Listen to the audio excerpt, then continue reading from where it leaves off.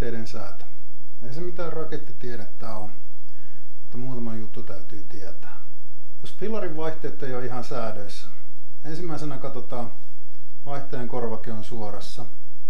Toisena katsotaan, että rajoitinruuvit on kohdillaan. Ketju ei pääse yli kummastakaan päästä kasettia. Ja kolmantena katsotaan, että vaijeri on oikealla kireydellä. Mistä tietää, että rajoitinruuvi on oikealla asetuksella? Katsotaan sitä ensin. Kun ketju on tällä suurimmalla rattaalla ja sitten tästä käsin pyrkii liikuttaa, niin täällä ei tunnu juurikaan välystä.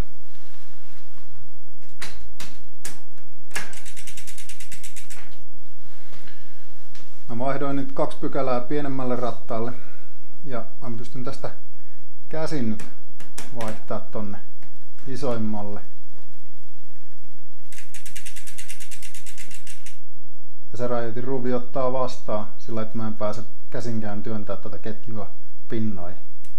Nämä ruuvit täällä on ne rajoitinruuvit.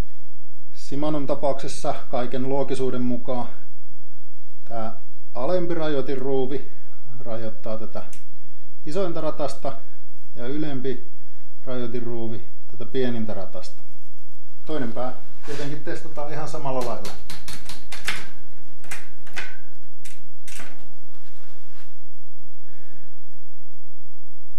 Nyt meillä vaijeri on löysällä, mutta täältä nähdään, että nyt se ei pääse tulemaan yhtään yli.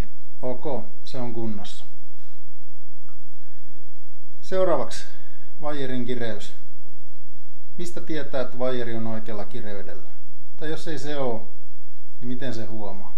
Kun mä kelaan näitä vaihteita tässä edes takaisin, aina kun mä painan 1 pykälän ylöspäin, ketjun pitäisi hypätä 1 ratas ylöspäin.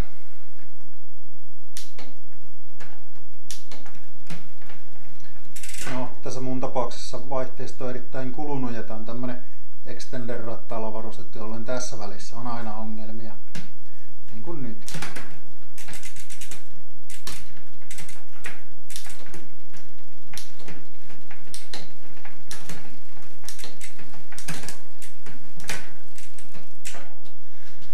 Jos isommalle rattaalle päin mennessä täytyy painaa 2 pykälää, se tarkoittaa sitä, että vaijeria pitää kiristää. Vastaavasti, jos pienemmälle rattaalle päin tullessa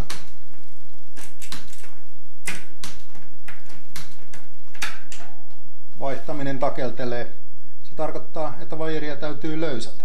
Vaijeria pystyy kiristämään ja löysätä täältä ruuvista, mikä on täällä vaihtajassa, vaihdevaijerin vaihdevivun päässä.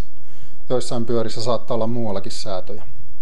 Nyt jos tätä ruuvia ruuvataan myötäpäivään, tämä ruuvi painuu sisälle vaihtajaan, eli vaijeri löystyy.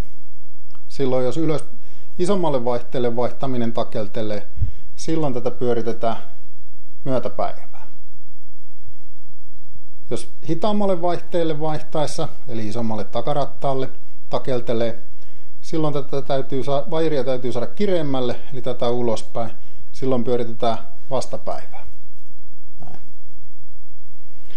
Hommaa jatketaan pienin pykäli, kunnes vaihteet vaihtuu oikein. Ja jos ei vielä sittenkään vaihdu oikein kumpaankin suuntaan yhtä aikaa, sitten kannattaa tarkistaa, että onko se voimansiirto aivan loppuun kulunut. Näin, ei se vaihteiden säätö niin vaikeaa ollutkaan. Nähdään lenkillä. Moi. Niin se korvakkeen suoruus, mikä piti ensin tarkistaa. Siihen tarvitsee tämmöisen mittaraudan. Sen käyttö on sitten eri videon aihe.